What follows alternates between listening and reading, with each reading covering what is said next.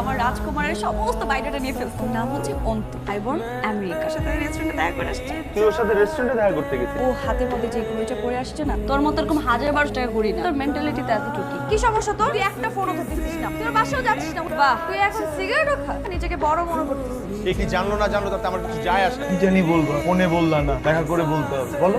আপনার পাশাপাশি আরো 4টা ছেলের সাথে কথা। ওদের কাছ থেকে গিফট নেই। মানে কোনো সময় আছে, পালায়। তুই অন্তিকে কি বলছিস?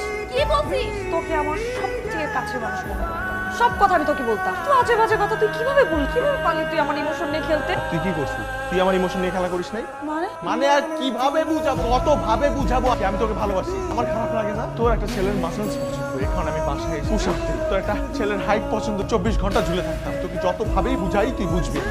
নষ্ট করছি তো তোর আর তোর রিলেশন, রাইট? আমি ওর পা ধরে মাফ চাবো। তুই যে আমাকে ভালোবাসিস এই কথাটা তুই আগে বলিস না কেন? কথাটা তোর আগে বলা উচিত ছিল।